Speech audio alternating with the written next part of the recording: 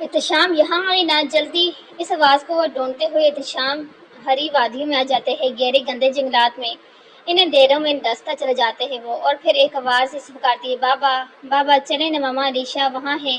نانا ہاتھ اس کا ہاتھ تھام لیتے ہیں، بابا ماما یہاں نہیں وہاں ہے، علیشا بھی۔ وہ چھوٹا خوبصورت بچہ احتشام کا ہاتھ پکڑے اسے وہاں ان اندھیروں سے آہستہ آہستہ نکال کر دوسری طرف لے جاتے ہیں، جہاں ایک خوبصورت گھر نظر آتے ہیں۔ گھر کے پاس ایک خوبصورت باغ ہوتے ہیں، ہنسانے کھلکھلانے کی آوازیں دور تک آتی ہیں۔ احتشام وہیں رک جاتے ہیں، اور بچہ بھی۔ تمہارا نام کیا ہے بیٹا؟ بابا آپ نے مجھے پہچانا نہیں، میں الیان، بابا چلے نا۔ وہ بچہ پھر سے احتشام کو پکڑ کے لے جاتا ہے، اور اس باغ کے پاس اسے ایک لڑکی حجاب میں نظر آتی ہے۔ وہ چہرہ نہیں دیکھ پاتا، پر اس لڑکی کے ساتھ ایک چھوٹی بچی جو احتشام کو دیکھتے ہی اس کی طرف بھاگتی ہے اور احتشام کی ٹانگوں کے ساتھ لگ جاتی ہے۔ آخر بابا آپ کا ویٹ کر رہے تھے، کم میں نے اور ماما نے ایک اور پھول لگا دیا۔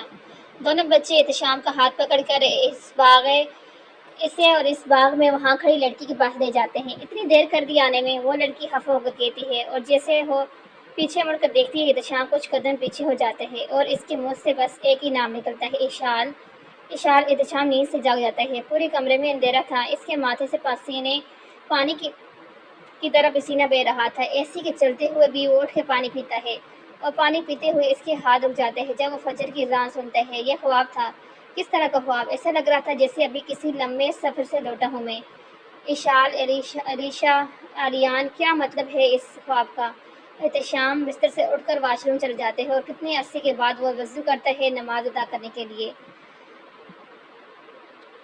ارے پریسی، اور تم جائیں کام کریں اشال بیوی۔ ایسا اچھا نہیں ہے تو ہر چیز کو پاس ورڈ لگا کر اچانک سے ہم لیپ ٹاپ، موبائل اور وہ بھی روم والا لاک کر پچھلے مہینے تو نہیں تھا۔ سمن نظریں چرا لیتی ہے، سچی میں او ایم جی، دوست ہوئی پرائے۔ ہائے ہائے، ارے پگلی تم سے کیسا پردہ، میرے ہر راز کی ہمراز ہو تم اشال۔ خود پر میرا یقین ڈگمگا سکتے ہیں پر تم پر نہیں۔ سمن اشال کو بڑی اپنائی سے گلے لگاتے ہوئے کہتی ہے، اور چندہ جہاں رہی پاسپورٹ کی بات تو لکھ ہزارہ۔ اشال جلدی، سمن ہنستے ہوئے کہتی ہے، اور اشال سمن کے موبائل پر لکھتی ہے اور اوپن ہو جاتا ہے موبائل۔ نماز عشاء پڑھنے کے بعد اشال کے ذہن میں یہ باتیں گردش کر رہی تھی کہ اسے نہیں سمجھ آ رہا تھا کتنی یادوں میں ایک یاد کیوں اسے ستا رہی تھی، اس کا دل جلا رہی تھی۔ اسے سمن کی بے انتہا یاد آ رہی تھی، اور جب اس نے رہا نہیں کیا تو وہ پھر سمن کے روم میں چلی گئی، اور اس کی نظر سمن کے اس لاکر پر پڑتی ہے۔ اف اللہ، پھر سے میڈم ڈائری کے ساتھ چپکی ہے۔ کب جان چھوٹے گی میرے مرنے کے بعد؟ سمن مذاق میں کہتی ہے، خبردار جو مرنے کی باتیں کی، اگر ہم میں سے کوئی پہلے جدا ہوا تو وہ میں ہوں گی سمن۔ یہ جدائی فراق کی راتیں میری جان برداشت نہیں کرے گی۔ وہی کرسی پہ بیٹھے سمن کو پیچھے سے گلے لگا کر اشال کہتی ہے، اس کے آنسو سمن کی کندھے پر گرتے ہیں تو سمن بھی بہت جذباتی ہو جاتی ہے، اور میں تمہاری جدائی برداشت نہیں کر پاؤں گی۔ چندہ دعا کرو کہ تم سے پہلے میں جاؤں، تم اپنے ہر قول اور وعدے کی طرح اس بات پر بھی پوری اتری ہو۔ سمن، میرا کیا؟ ہر جگہ ہی میں کیوں انجان رہی؟ کیوں مجھے پتہ نہ تھا کہ میرے ارد گرد کیا ہو رہا ہے؟ کیوں میں لاڈ پیار میں ہمیشہ رہی؟ کیوں مجھے تک یہ دنیا کی سختی نہیں آنے دی تم لوگوں نے؟ کیوں؟ اشال سمن کے کب بورڈ کے اس کے لاکر کو پاسورڈ لگاتی ہے اور وہ کھل جاتا ہے، اور اشال کی نظر صرف ایک چیز پہ پڑتی ہے، سمن کی ڈائری۔ اشال، کسی دن تمہیں نیند کی گولی دے کر نہ تمہیں سلا کر تمہاری ڈائری چرا لوں گی۔ سمن، ہاں ہاں، اوہ سوچنا مت، اور فکر نہیں کرو، اپنی وصیت میں تمہیں دے کے جاؤں گی۔ اشال، ہاں ہاں نہیں، وصیت میں مجھے تمہارا وہ پرپل ڈریس چاہیے، وہ بھی ہیل چاہیے، اور وہ۔ سمن، ہاں ہاں بیبی بس کریں، وہ ڈریس تو بھول جائیں۔ ہاں، ہیل میں 34 بار پہن چکی ہوں، 3-4 بار پہن چکی ہوں، پھر سوچوں گی۔ 30 سمن کی بچی اشال کچھ اٹھا کر سمن کی طرف پھینکتی ہے۔ اشال ڈائری اٹھا کر سمن کی تصویر کی طرف دیکھتی جیسے اس سے اجازت مانگ رہی ہو، اور پھر ڈائری اپنے ساتھ وہ اپنے کمرے میں لے جاتی ہے۔ اپنے کمرے کا دروازہ بند کر کے اشال وہ ڈائری بیڈ پر لے کے بیٹھ جاتی ہے۔ اسے اتنا پتا تھا کہ یہ ڈائری اسے یہ تو پوری طرح توڑ دے گی، یہ اسے سکون کا سانس ملے گا، یہ جان کر کہ سمن کا احتشام سے کوئی بھی پوشیدہ رشتہ نہیں تھا۔ پر ڈائری کھولتے ہی اس میں سے ایک تصویر نکلتی ہے، نیچے گر جاتی ہے۔ کانپتے ہاتھوں سے اشال وہ تصویر اٹھاتی ہے، اور جب اس کا رخ موڑتی ہے تو اس کی دھڑکن وہیں رک جاتی ہے۔ جب اس تصویر میں اسے سمن اور احتشام کے ہاتھ میں ہاتھ ڈالے کیمرے کی طرف دیکھ رہے ہوتے ہیں، تصویر نیچے گر جاتی ہے اور ڈائری بھی۔ اشال کا یقین بھی گر جاتا ہے اسی تصویر کے ساتھ۔ کیوں سمن، کیوں چھپا دی اتنی بڑی بات مجھ سے؟ کیوں؟ کیا ایسا کاش تم بتا دیتی تو آج میں یوں برباد ہاری ہاتھ نہ ہوتی، تمہارے احتشام کے ساتھ میں خود تمہاری شادی کرواتی۔ پھر کیوں چھپایا؟ کیوں کیوں نفرت ہو رہی ہے مجھے تم سے بھی سمن؟ کیوں؟ اشال روتے ہوئے اپنے اندر خود سے باتیں کرتے ہوئے چیزیں پھینکنے لگ جاتی ہے۔ آج اسے خود سے بھی نفرت ہو رہی تھی۔ بابا بابا چلے نا۔ احتشام پھر سے اٹھ جاتے ہیں، وہی آواز وہی ہوا، پھر سے پسینے سے بھرا ماتھے کو شیشے میں دیکھتے ہیں، بالکنی کی طرف چلے جاتے ہیں۔ اسمان پر چمکتے تاروں میں اسے وہی چہرہ نظر آتا ہے جو پچھلے 1 مہینے سے اپنے خواب میں دیکھ رہا تھا۔ اشال مجھے اتنا بھی نہیں بتا کہ تم زندہ ہو یا نہیں، ڈر لگ رہا ہے، پہلی بار احتشام ملک ڈر رہا ہے تمہیں مار دینا، بلکہ تڑپا تڑپا کے مارنا چاہتا تھا۔ میں کامیاب ہو گیا، پر میرا سکون، میرا چین چھین گیا ہے۔ تمہاری یاد کانٹوں کی طرح یہاں اس دل میں چبھ رہی ہے، کہنے کو ساتھ اپنے ایک دنیا چلتی ہے اور چھپ کے اس دل میں تنہائی پلتی ہے۔ آج احتشام ملک نے وہ باتیں اس کھلے آسمان کے نیچے کھڑے اس اندھیرے سے کر رہا تھی جو شاید کسی سے نہ کر پائے۔ سمن کی ڈائری وہی زمین پر اس تصویر کے ساتھ گری پڑی ہوتی ہے اور اشال کھڑکی کے پاس جا کر کھڑی ہو جاتی ہے۔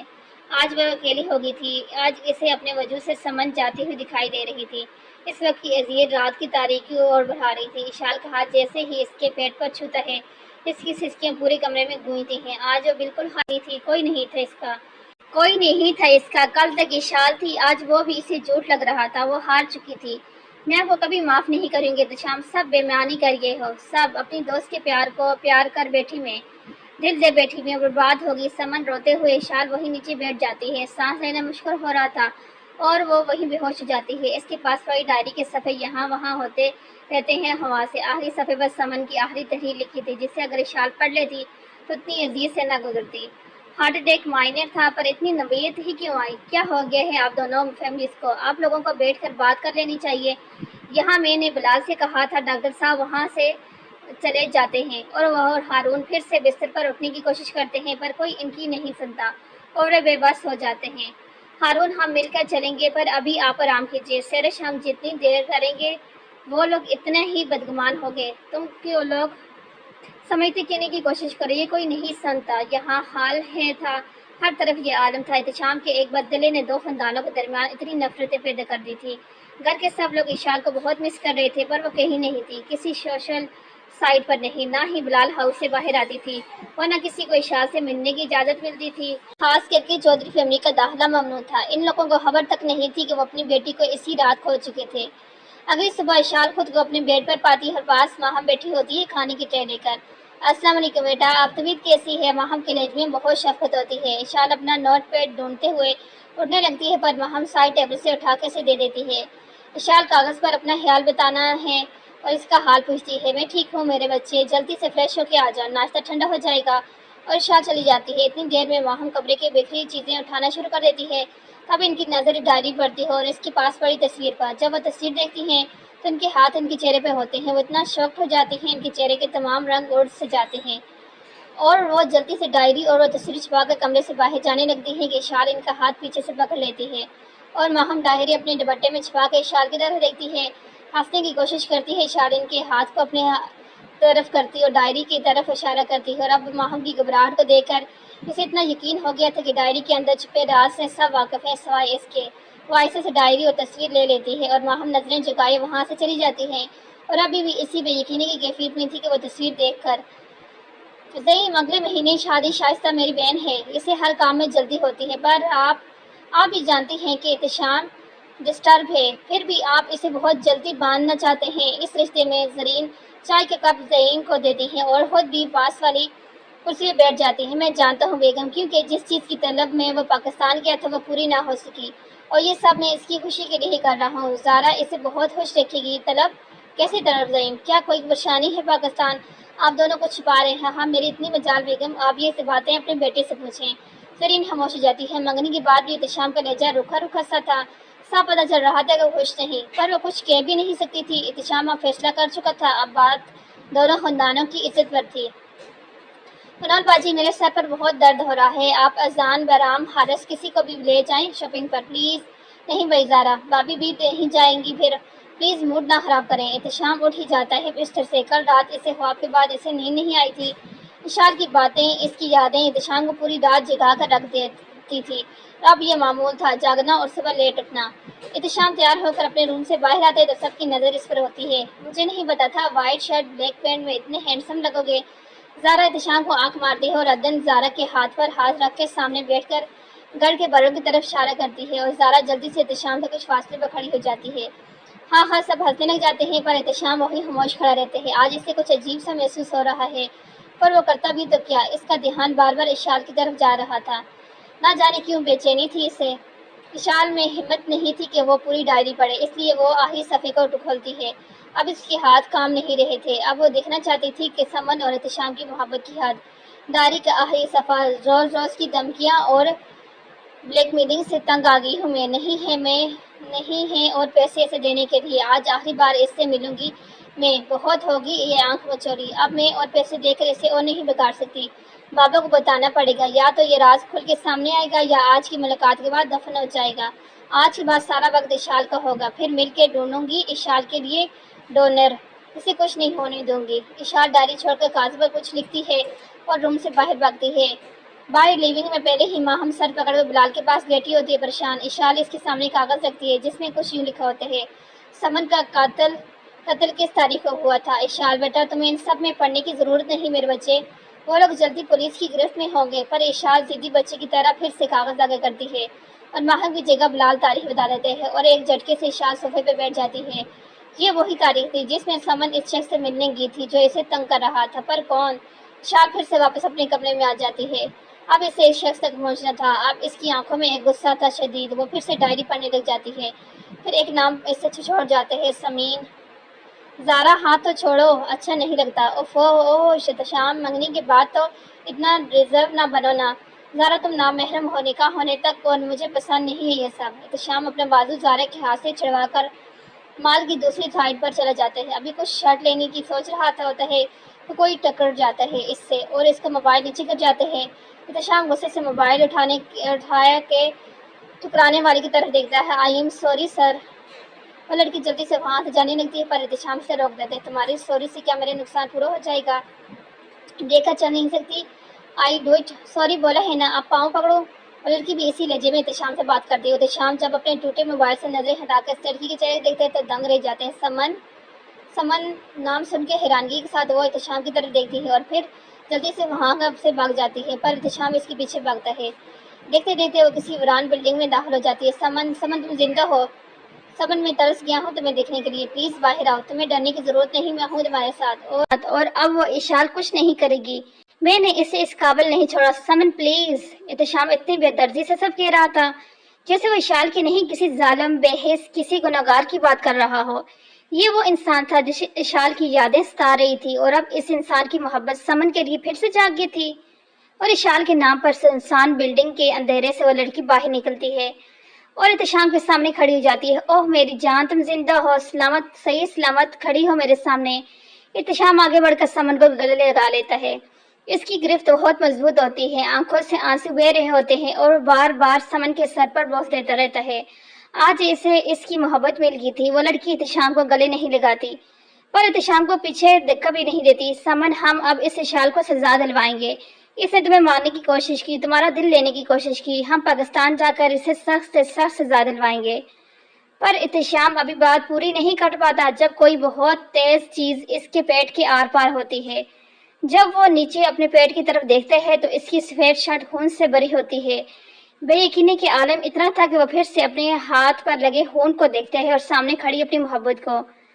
آج اسے وہ رات یاد آتی ہے جب اسی طرح اشال کے منہ سے خون نکل رہا تھا۔ ہاں درد ہو رہا ہے میری جان کو، چلو کم کر دیتی ہوں۔ ایک اور گولی احتشام کو لگتی ہے اور وہ نیچے گر جاتا ہے۔ سمین، مار چکی ہوں میں سمن کو، اور اشال کا کام تم نے تمام کر دیا احتشام۔ اب میرے راستہ صاف ہے، اب تم بھی جاؤ ان دونوں کے پاس۔ سمین کی گن احتشام کے ماتھے پر ہوتی ہے اور وہ شاکٹ وہیں اپنے گھٹنوں پر گر ہوتا ہے۔ اسے یہ گولیاں اتنی درد نہیں دیتی جتنا سامنے کھڑے اس انسان نے دیا، اس کی محبت نے دیا۔ اور رو رہے ہو؟ چلو کوئی نہیں، میری دونوں بہنوں کے پاس جا کے رو لینا۔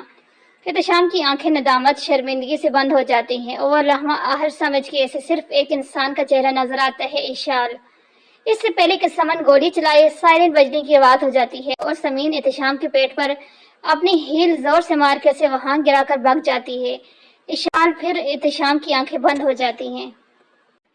کچھ سیکنڈ میں پولیس آ جاتی ہے اور احتشام کی کھلتی بند ہوتی آنکھیں پھر سے کھلنے کی کوشش کرتی ہے، پر اسے وہ ایک انسان نظر نہیں آتا۔ وہ بنا معافی مانگے ہی مر جائے گا، اس سے آخری سوال کے ساتھ اس کی آنکھیں بند ہو جاتی ہیں۔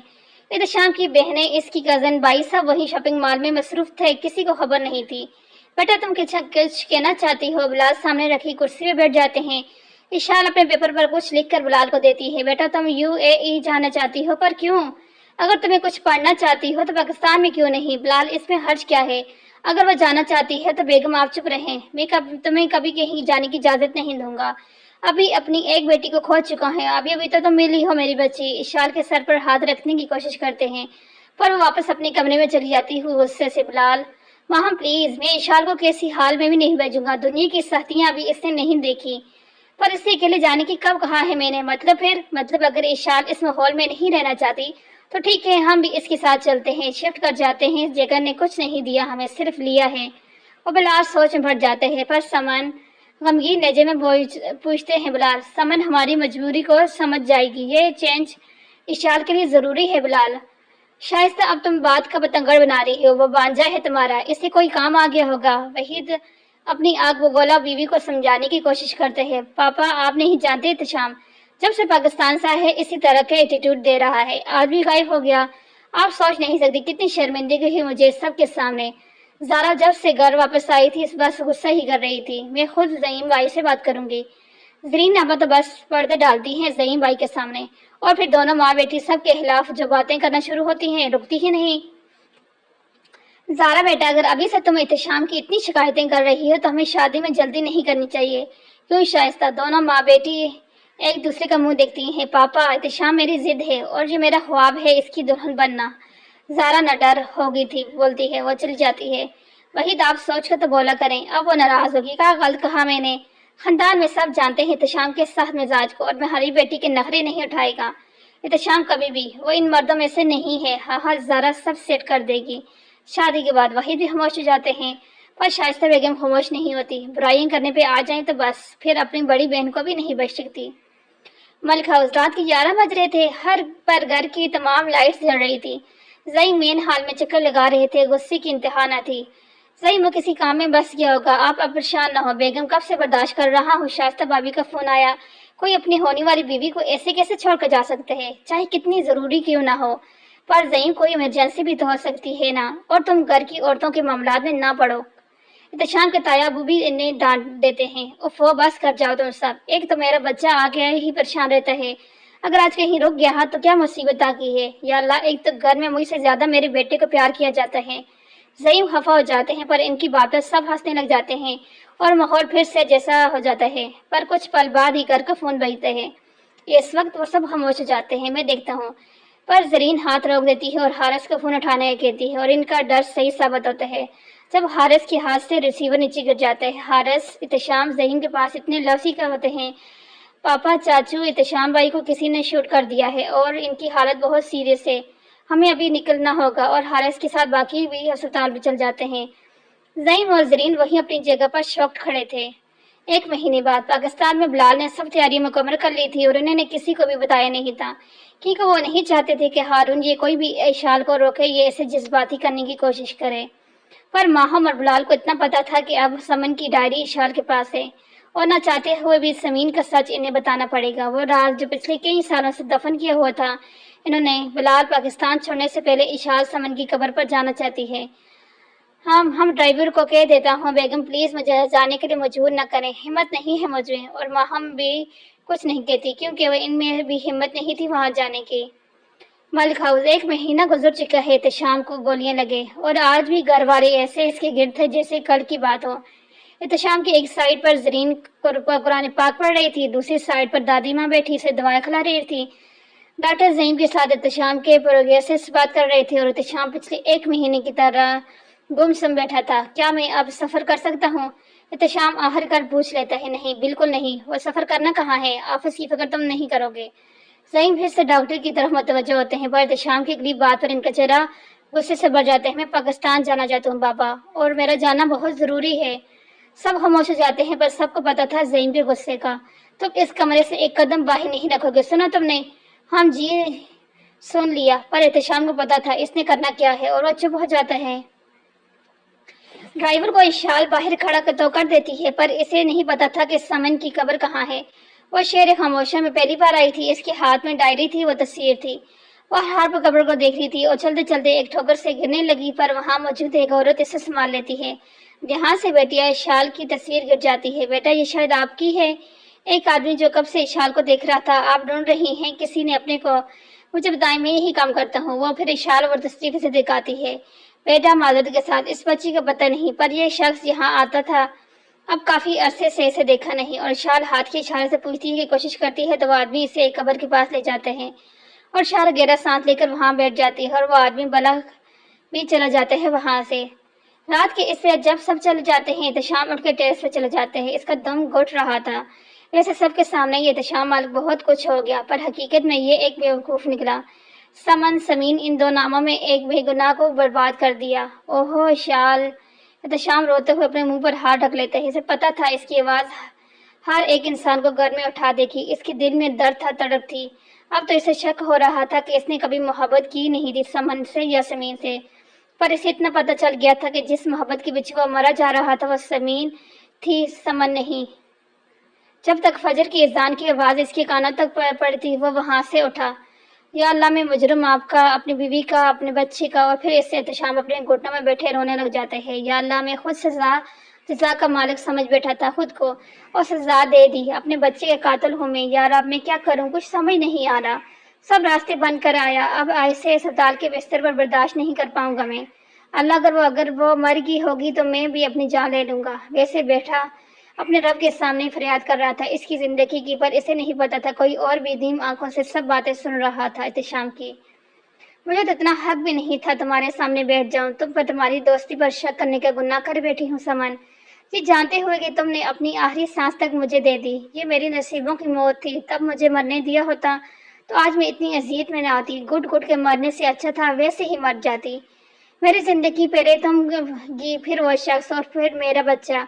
आज समझ आया समन सब बदला था, पर हमारे बच्चे का क्या? इसने पलट कर नहीं देखा, वो चला गया। मैं जिंदा हूँ, मर गई हूँ, इसने खबर तक ना ली। तुम दोनों ने सही मोहब्बत की। तुमने मेरी मोहब्बत में अपनी परवाह नहीं की और एहतशाम ने अपनी मोहब्बत में मेरी परवाह नहीं की। इस दिल ने बहुत गलत वक्त पर धोखा दिया। अगर इस वक्त अस्पताल नहीं होते तो तुम्हें इस इंसान से मिलने ना देती। अब समझ आया कि एहतशाम समीन के पीछे यहाँ पाकिस्तान आया, पर समन तुम्हारा नाम क्यों इस्तेमाल किया गया? मैं तुम्हें मारने वालों को इनके अंजाम तक पहुंचा के रहूंगी समीन। इसे अब मुझसे कोई नहीं बचा पाएगा। नहीं मानती मैं अपनी बहन। खामोश लबों से हर दुख दर्द बोल गई इशाद समन क्या के। मैं इस जालिम से मोहब्बत कर बैठी हूँ समन। तुम यकीन नहीं करोगी, इशार रोते हुए हंस दी थी। आज भी इंतजार रहता है एक बार मुझसे पूछने आए हमारे बच्चे का। एक बार वो बस इतना बताया जाए कि इसे कभी मोहब्बत नहीं हुई मुझसे, कभी रातों को वो डर के उठा नहीं, कभी से ख्वाब नहीं सताएंगे। कितने रंज कितने दुख दे दे मुझे एहतशाम ने। मुझे डर है समन, जब सच्चाई का पता चलेगा तो वो खुदादार आदमी कैसे खुद से नजरें मिला पाएगा। और कभी वो मुझे देखना चाहेगा तो इससे मैं नहीं मिलूंगी और फिर मैं इसे कभी माफ नहीं करूंगी समन। एहतशाम अपने प्लान के मुताबिक आज रात पाकिस्तान के लिए निकल जाएगा। इसने अपना बैग पहले ही पैक कर लिया था। इसकी टिकट भी बुक थी। अपने हाथ की बैंडवेज वो एयरपोर्ट पर जाकर उतार लेगा ताकि कोई मसला ना हो। और सब कुछ तैयार था। दरवाजे पर दस्तक होती तो जल्दी से बेड के नीचे छिपाकर बेड पर लेट जाते हैं कमल ओढ़कर, और कुछ सेकंड बाद जरीन आ जाती है अंदर। अब तबीयत कैसी है बेटा? और शाम का माथा छूते हुए पूछती है। अब बेहतर हूँ माँ, आज मैं जल्दी से सो जाऊंगा, प्लीज कोई मुझे रात को डिस्टर्ब ना करे। तिशान नजर चुरा कर कहता है। हम अच्छा, तो क्या आज की फ्लाइट कैंसिल करवा रहे हो? तिशान हक्का बक्का जरीन को देख रह जाता है और जरीन बेड के नीचे से बैग निकाल कर ऊपर रख देती है और एहतशाम का शौक चेहरा बिल्कुल इग्नोर कर देती है। कपबोर्ड खोल कर कुछ कपड़े निकाल कर बैग में रखती है और एहतशाम जरीन का हाथ पकड़ लेता है। माँ, नाराज हो गई हैं आप? मेरा जाना बहुत ज़रूरी है। शाल कौन है बेटा? आपकी बहू। मेरी बहू भी? बिना डरे एहतशाम जरीन को बता देते हैं और वो बिस्तर पर गिर जाती हैं। उफ़ो, क्या कर दिया तुमने एहतशाम? मंगनी क्यों की थी तो फिर? जरीन गुस्से में पूछती है। अभी कोई जवाब नहीं है माँ, अभी मैं मुजरिम हूँ इस शाल का। इससे मिलना है, इससे बात करना बहुत ज़रूरी है। हम कब वापस आओगे कुछ पता नहीं माँ। एहतशाम उदास हो जाते हैं। इसे पता था इसे शाल से माफ़ी नहीं मिलेगी। अकेले वापस ना आना, बहू के साथ लेकर आना। जरीन मुस्कुराती हुई एहतशाम के माथे पर प्यार देती है और चली जाती है। जिस वक्त एहतशाम की फ़्लाइट लैंड करती है इसी वक्त इशाल, बिलाल और माहम के साथ अपनी फ़्लाइट में बैठ जाती है। एहतशाम बहुत उम्मीद लेकर आता है। इसकी सारी उम्मीदें टूट जानी थी जिस तरह इसने अपनी मासूम बीवी की उम्मीदें तोड़ी। अब हर लम्हा पछताना था एहतशाम मल को, जिसे इतनी बेदर्दी से छोड़ कर गया था। اسے اب دیکھنے کے لیے بھی ترس جانا تھا۔ احتشام ملک نے احتشام کی فلائٹ جیسے ہی لینڈ ہوتی ہے، اشال کی فلائٹ جا چکی ہوتی ہے۔ احتشام ایئرپورٹ کے خارجی راستے پر رک کر وہیں کھڑے اپنے ڈرائیور کا انتظار کرتے ہیں۔ اسے اتنی جلدی تھی اشال کے پاس جانے کی، پر اب پاکستان آ کے یہ سمجھ نہیں آ رہی تھی کہ وہ کہاں جائے، اسپتال یا پھر اشال کے گھر پر۔ ایسے معصوم کو اس نے اس گھر سے بھی نکالوا دیا تھا۔ ابھی احتشام انہی تکلیف دہ سوچوں میں گم تھا کہ اسے ہارن سنائی دیتے ہیں۔ اس کی گاڑی ڈرائیور کے ساتھ اس کے پاس اسے سلام سلوٹ کرتے ہیں۔ مجھے بس گاڑی چاہیے، فارم ہاؤس کھلوا دینا، اچھی طرح صفائی کروا دینا۔ شاید اب بھی اسے یقین تھا اشال اس کے ساتھ واپس آ جائے گی، پر صاحب وہ ابھی نہیں، مجھے چودھری ہاؤس جانا ہے۔ احتشام جلدی سے گاڑی میں بیٹھ جا گاڑی سٹارٹ کرتے ہیں اور اس کا سفر شروع ہوتا ہے اس کی پچھتاوے کی طرف۔ اسے اس سفر میں چند ملنے والی تنہائیاں، رسوائیاں، اسے ناامیدیاں ملنی تھی، اسے آنسو ملنے تھے، ٹھوکریں ملنی تھی، اس سب سے ملنا تھا، بس نہیں ملنی تھی تو وہ معافی۔ اشال میں تمہیں منا لوں گا اور پھر سے شروعات کریں گے ہم، میرا وعدہ ہے تم سے۔ زمین سے اونچائی اور آسمانوں میں اڑتے بادل، اسے ان نظاروں میں ایک چہرہ نظر آ رہا تھا، سمن سمن سمن۔ اس کی آنکھیں اس کے نقاب کو بھگو چکی تھی۔ سمن کی قبر سے آنے کے بعد بھی اسے سکون نہیں ملا تھا۔ کس قدر تکلیف دہ ہوگا وہ لمحہ جب اپنے دل مجھے دے کر خود دنیا سے جا رہی ہوگی۔ یا اللہ، ساری زندگی ہمیں ساتھ رکھنا، اور جاتے وقت کیوں مجھے مل نہ سکی، میں اسے آخری وقت نہ دیکھ سکی۔ خدایا، میں کیوں اس کے ساتھ نہیں گی، کیوں میں تنہا ہوں، میرے دل کو کیوں سکون نہیں، کیوں میں نے اپنے بچے کو کھو دیا پر میں خود نہیں مری۔ یا اللہ، آپ کی حکمت ہے، پر میں بہت تھک چکی ہوں میرے مولا۔ جیسے اشال کی سسکیاں ماہم کے کانوں تک پہنچتی ہیں، وہ اشال کے کندھے پر ہاتھ رکھتی ہے۔ آپ ٹھیک ہیں میڈم، کچھ چاہیے؟ ایئر ہوسٹس فکر مندی سے اشال سے پوچھتی ہے۔ نہیں شکریہ۔ ماہم کے جواب پر وہ وہاں سے چلی جاتی ہے، پر اشال کے آنسو نہیں رکتے۔ وہ ماہم کے گلے لگ کر بس روئی جاتی ہے اور ماہم اسے دلاسا دیتی ہے، امید دیتی ہے آنے والے نئے کل کی۔ پر اشال اب زندگی کی تلخیوں سے واقف ہو گئی تھی، اسے اب اس امید پر شاید یقین نہیں رہا تھا۔ اب اس کا ایک مقصد تھا، سمن کی قاتل کو ڈھونڈنا، اسے سزا دینا، چاہے وہ قاتل اس کی سکی بہن ہی کیوں نہ ہو۔ احتشام گاڑی سے اتر کر اندر کی جانب بڑھتا ہے تو اس کی نظر سرونٹ کوارٹر کی طرف جاتی ہے، جو بالکل خالی ہوتا ہے۔ اندیکھا کر کے وہ چودھری ہاؤس داخل ہوتے ہیں۔ ہر جانب خاموشی ہوتی ہے، وہ خاموشی خوشی والا ماحول دیکھنے کو نہیں ملتا۔ اپنے کوٹ کو ٹھیک کرتے وہ دروازہ نوک کرتا ہے۔ تمہاری ہمت کیسے ہوئی یہاں آنے کی؟ اشال کے کزن احتشام کا کالر پکڑتے ہوئے کہتا ہے، گربان چھوڑو۔ احتشام غصے سے اسے پیچھے دکھا دیتا ہے۔ اتنے میں سہرش آ جاتی ہے اور ان کے پیچھے ہارون۔ میں یہاں صرف اشال سے بات کرنے آیا ہوں، آنٹی پلیز۔ سہرش کچھ کہے اس سے پہلے ہی ہارون کا ہاتھ اٹھ جاتے ہیں، پر احتشام ان کا ہاتھ اپنے مضبوط گرفت میں پکڑ لیتا ہے۔ یہ غلطی دوبارہ نہ کیجیے گا، میں صرف اشال کا مجرم ہوں۔ احتشام بہت مغرور لہجے میں کہتا، تم سچ میں یہاں کھڑے ہو؟ میری بیٹی کو برباد کر دیا، بے زبان کر دیا، اس کی پہلی اولاد کو مار دیا، تم اب بھی یہاں اس سے بات کرنے آئے ہو؟ اب کے سہرش غصے سے احتشام کو گریبان پکڑتی ہے اور وہ نظریں جگائے سب سن رہا ہوتا ہے۔ وہ قصوروار تھا، مجرم تھا، تم ہو مجرم میری بیٹی کے، پر قصور کیا تھا اس کا؟ اس باغ کی طرح میری بیٹی کو برباد کر دیا تم نے۔ سہرش احتشام کے ہاتھ پکڑ کر اسے اس باغ کی طرف لے جاتی ہے جو شال نے خود سجایا تھا۔ احتشام وہیں اس ویران برباد سوکھے ہوئے باغ کو دیکھتا رہتا ہے۔ میں نے اس سے کہا تھا کہ شادی کے بعد ہمارے گھر کو بھی اسی طرح سجائے، پر میں نے تو وہ بھی بگاڑ دیا جو اس نے اتنے سالوں سے سجایا تھا۔ اشال کہاں ہے؟ احتشام کی آواز بہت بھاری ہو جاتی ہے۔ وہ جا چکی ہے، اس کی فیملی لے گئی ہے، کیونکہ ہم اس کی قدر نہیں کر پائے تھے۔ اب تم بھی نکلو۔ پر احتشام اپنی جگہ سے نہیں ہلتا، یہ ایسے نہیں مانے گا۔ ہارون احتشام کا ہاتھ پکڑ کے اسے گھر سے باہر لاتے ہیں اور پھر اسے بلال کے گھر کی جانب لے جاتے ہیں۔ گھر کے باہر بڑا سا لاک ہوتا ہے اور احتشام مایوس بھیگی پلکوں سے ہارون کی طرف دیکھتے ہیں۔ تب جا کر ہارون کی نظریں نرم ہو جاتی ہیں اور احتشام کے کندھے پر ہاتھ رکھتے ہیں۔ ہم سب نے بہت دیر کر دی ہے، ہمیں اپنا معافی ملے گی اور نہ ہی اشال۔ ہارون واپس اپنے گھر کی طرف چل جاتے ہیں اور احتشام وہیں کھڑا رہتا ہے اس کی آخری امید پر۔ یہ ہمارا چھوٹا سا گھر بیگم اور اشال بیٹا، میں نے اس گھر کے سجاوٹ، یہاں کی ڈیکوریشن کی ذمہ داری اب آپ کی ہے۔ اور اشال بیٹا، اشال سب تھکاوٹ بھول کر بلال کی طرف دیکھتی ہے۔ میں جانتا ہوں آسان نہیں اپنی اولاد کو کھو دینا، اور میں نے نہیں جانتا کہ کون بد نصیب تھا جو تمہاری بھی قدر نہ کر سکا۔ میں یہ جانتا ہوں تم مجھے کچھ نہیں بتاؤ گی، اس انسان کو تم سزا سے بچانا چاہتی ہو، پر بیٹا میں تمہیں اب اور اذیت نہیں دینا چاہتا۔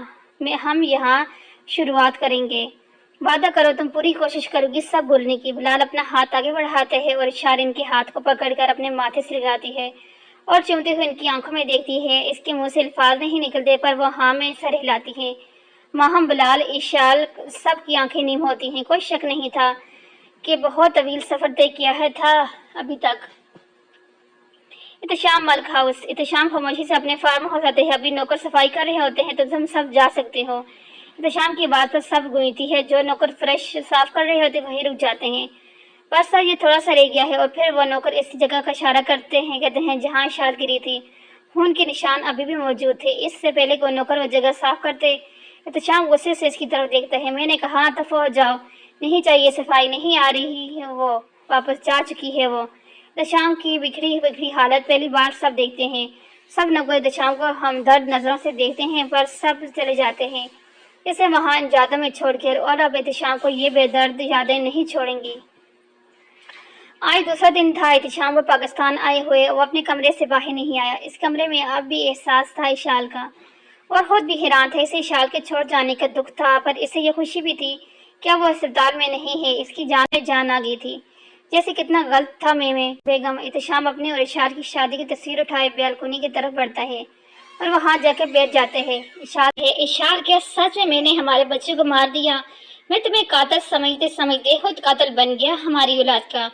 تم تو یاد معصوم تھی، میں نے تم پر ہاتھ اٹھایا، تمہیں نقصان پہنچایا، تمہیں سب سے دور کر دیا میں نے، اور اب تم ڈھونڈتے پر بھی نہیں مل رہی مجھے۔ کیوں ایسا ہوا؟ کیوں اس نفرت کی جنگ میں محبت ہوگی تم سے؟ کیوں سچ جان کر اور محبت ہوگی ہے تم سے؟ کیوں؟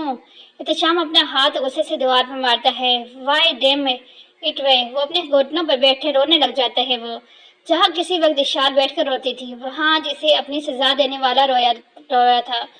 احتشام ہمت نہیں ہارتا اور 1 مہینے پاکستان میں گزار دیتے ہیں، اور اس دوران وہ بہت سے انویسٹیگیشن ایجنسی کو پیسے دیتے ہیں اور وہاں سے لوگوں کو کہتے ہیں، پر ابھی تک کچھ پتہ نہیں چلتا۔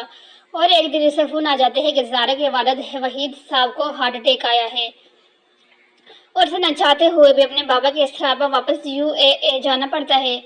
1 سال بعد 1 year later، احتشام آفس سے سیدھا گھر آتا ہے اور بنا کسی سے ملے اوپر جانے لگتا ہے۔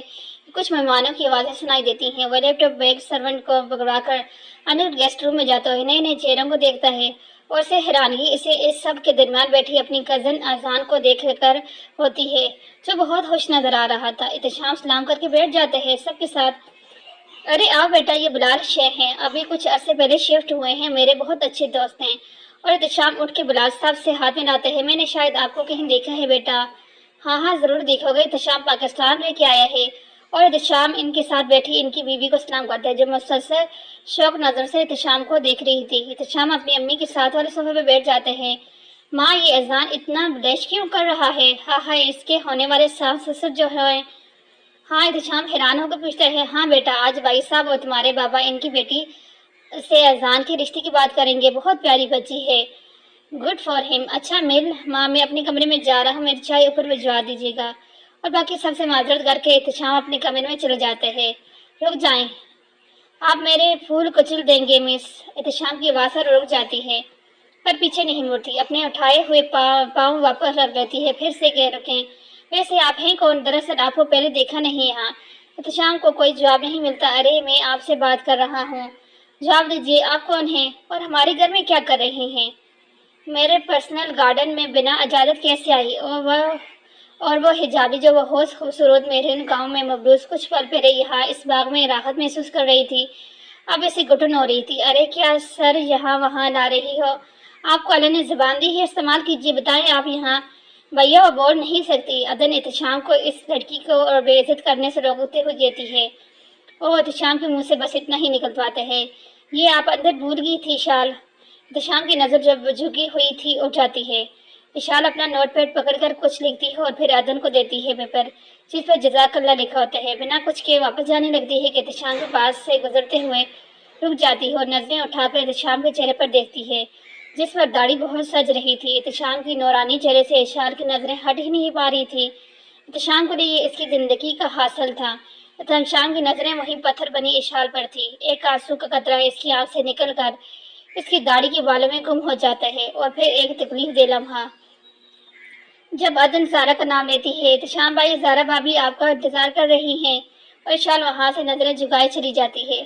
احتشام اسی جگہ کو دیکھتا رہتا ہے جہاں اشال کھڑی تھی۔ وہ اشال کی بھیگی آنکھوں کا سوچتے ہوئے غصے سے اپنے روم میں جا کر عدن کو آواز دیتے ہیں، اور کبھی اس کے ہاتھ اس کے بالوں میں جاتے ہیں تو کبھی اس کی داڑھی میں۔ احتشام شیشے میں خود کو دیکھتا ہے، اس کی بڑی ہوئی داڑھی جس پر زارا اسے اپنی ناپسندگی کا اظہار کیا تھا اور کوشش کی تھی کہ احتشام داڑھی کو کٹوا لے، پر احتشام نے اس کی کوئی بات نہیں سنی۔ ابھی وہ اشار کے ری ایکشن کے بارے میں سوچ رہا تھا، گردن نوک کر کے اندر آ جاتی ہے اور احتشام کو غصہ بھی۔ جی بھائی، بلایا آپ نے؟ یہ سب کیا تھا زارا بھابی؟ کب سے شادی نہیں ہوئی ہے میری؟ اس سے اور دوبارہ نہ سنو۔ اچھا، آپ برا لگا کہ میں نے زارا کو بھابی کہا یا میں اشار کے سامنے کہا اس لیے؟ عدن کی آواز میں الزام ہوتے ہیں اور احتشام اپنا چہرہ پیچھے کر دیتا ہے۔ تمہیں جو سمجھنا ہے سمجھو، پر کیا؟ وہ لڑکی کتنی بار ہمارے گھر آ چکی ہے، پر کبھی کسی کو آنکھ اٹھا کر نہیں دیکھا، حتیٰ کہ ازائی بائی کو بھی نہیں، اور آج میں نے دیکھا کہ ان کی جگی آنکھیں آپ کو دیکھ رہی تھی اور آپ دونوں کی نظریں ہٹ نہیں پا رہی تھی۔ میرا وہ بھائی جو پچھلے 1 سال سے زارا کو آنکھ اٹھا کر نہیں دیکھ رہا، کیوں؟ آپ کی شادی ہونے والی ہے اور اشار کے لیے اذان بھائی کے رشتے کی بات کرنے لگے ہیں بابا اور چاچو۔ احتشام بستر پر بیٹھ جاتا ہے۔ کس صدمے سے کم نہیں تھا کہ اس کا نکاح میں موجود اس کی بیوی کے رشتے کی بات اس کے چھوٹے بھائی کے لیے کی جائے۔ احتشام غصے سے آگ بگولا ہو کر اپنی ٹی اور کوٹ کو اتار کے بیڈ پر پھینکتا ہے اور نیچے چلا جاتا ہے۔ پیچھے سے گھبرائی عدن کی آوازوں کو بھی انسنا کر دیتا ہے۔ تیز قدموں سے سیڑھیاں اترتے احتشام کو وہ نقابی اپنی فیملی کے ساتھ کھڑی نظر آتی ہے۔ جلدی میں احتشام کے شوز اٹک جاتے ہیں کارپیٹ سے اور وہ لڑکھڑا کر جاتا ہے۔ اس سے پہلے کہ وہ نیچے گرے، اسے 2 ہاتھ سہارا دیتے ہیں جو احتشام کو کندھے سے پکڑے ہوتے ہیں، اور احتشام نظریں اٹھا کر ان آنکھوں میں دیکھتا ہے۔ باقی سب کی نظریں میں دونوں پر ہوتی ہے۔ حارث اذان ہنستے ہیں، پر کچھ لوگ احتشام اور اشار کو اتنا قریب دیکھ کر اچھا محسوس نہیں کرتے۔ اشار پھر سے احتشام کی داڑھی کی طرف دیکھتی ہے اور پھر اس کے چہرے کی طرف۔ احتشام کے پاس الفاظ نہیں ہوتے اپنی کیفیت بیان کرنے کے لیے۔ اشار کو اپنے اتنا قریب پا کر وہ کتنا خوش ہوا تھا۔ اتنے عرصے کے بعد اس کی بیوی اس کے اتنے پاس تھی، وہ اداس ہو جاتا اشار کی آنکھوں میں اداسی دیکھ کر۔ میں نے معصوم بہاروں میں تمہیں دیکھا، میں نے پرنور ستاروں میں تمہیں دیکھا، میرے محبوب تیری پردہ نشینی کی قسم، میں نے اشکوں کی قطاروں میں تمہیں دیکھا۔ اشار جلدی سے پیچھے ہو جاتی ہے۔ تم ٹھیک ہو بیٹا؟ اتنی جلدی کیا تھی؟ سیڑھیوں آرام سے اتر کر کرو۔ سرین سب کا دھیان ہٹاتی ہے اور زعیم بلال اور ان کی فیملی کو دروازے تک چھوڑنے جاتی ہے، اس وعدے کے ساتھ وہ پھر سے کھانے پر آئیں گے۔ احتشام چپ چاپ اشار کو جاتے دیکھتا رہتا ہے۔ جب مہمان چلے جاتے ہیں سب پھر سے آ کر بیٹھ جاتے ہیں۔ تو بھائی صاحب بتائیں، اب بات پکی کی جائے۔ زعیم، مجھے تو اشار بہت پسند آئی۔ سرین بھی راضی ہوتی ہے اور احتشام کے چاچو چاچی دادی سب اپنی اپنی رضامندی ظاہر کرتے ہیں۔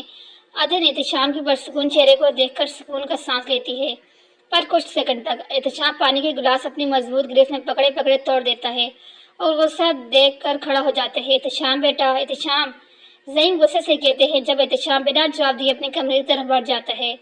اسے کیا ہوا بھائی صاحب؟ چاچا جی زرین کی طرف دیکھتے ہوئے پوچھتی ہیں۔ اس کا دماغ خراب ہو گیا ہے، منع کی ہے آفس کی ٹینشن وہیں چھوڑ کر گھر آیا کرو۔ بیگم آپ جائیں، اس کے پاس خون نکل رہا ہوگا۔